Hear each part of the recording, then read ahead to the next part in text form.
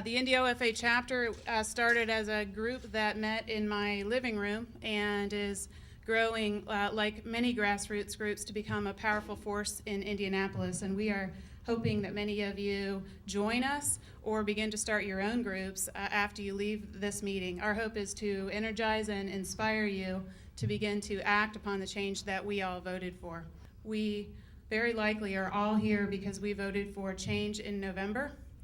And we didn't just vote for change quietly. We voted for change with passion, with fervor, with inspiration, with more hope than we had felt in years, with joy, with gratitude, with a new kind of unity that many of us haven't felt in years. So it was a historic election and campaign for so many of us. The president told us that this election and this presidency is about us. And today we're here to talk about what is it that we're going to do during the Obama presidency together.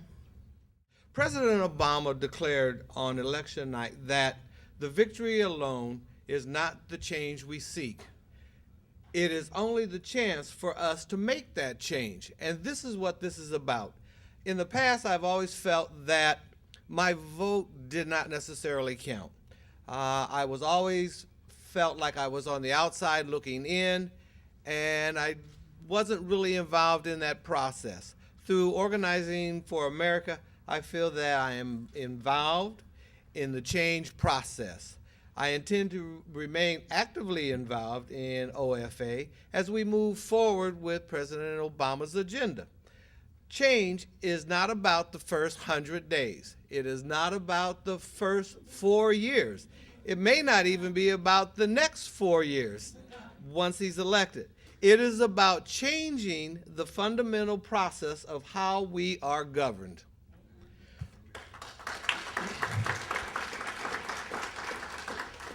The meetings that my wife and I, Cindy, have been attending have been really fascinating, interesting, and there is a tremendous active group that we've been involved with. We have met a wide range of individuals with different diversity, different backgrounds, but the thing that we all have in common is that we really want to organize a strong grassroots effort to bring about change that we all talk about, we all want. So my vision is that we continue to grow and that collectively we are actively involved in our representative communities in addressing the critical issues such as education, healthcare, and the environment. My vision is that President Obama's agenda is achieved and that Organizing for America continues to energize the grassroots efforts and bring about this change. Thank you very much. So what is Organizing for America? That's a question that we're asked time and time again. It's the biggest challenge we're facing. You drop the Obama name and people don't know what we're doing. There's no election to fight for. What are we doing? Well, kind of our mission statement is, and I'm just going to read it word for word because I don't want to miss it, but our mission is to support and to educate people about President Obama's policy priorities. And then secondly, empowering and educating citizens to enact change locally within their communities. I'm a person that's a firm believer in as you think, therefore you are.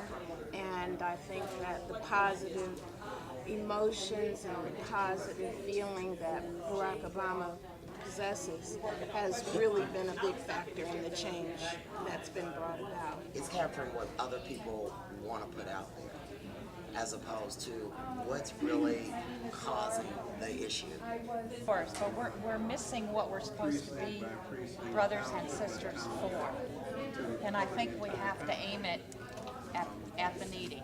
We all know a little something about what it means to organize for a campaign. That's a language that's a lot more familiar. And this is like a new language, it's how do you organize around what policy, real change, but we don't have a common language for that. Give us some feedback. We did all this work, how did it affect the decision? It cannot be a one way. To me, it needs to be in two-way because that ratifies what we're doing and supports what we're doing. You know, as I understand the organization, it is mainly around trying to support policy agendas, and that's where it becomes, you know, slightly different than traditional community activism, and also is very different from a Get Out the Vote campaign. It's this new middle ground that, again, I think the Obama campaign has been very smart to try and tap into this energy. Not just him, Lugar, the Republicans, Andre Carson is connected to his community. The other congressmen need to be connected to their communities, and we need to insist that they listen and they make themselves available to us.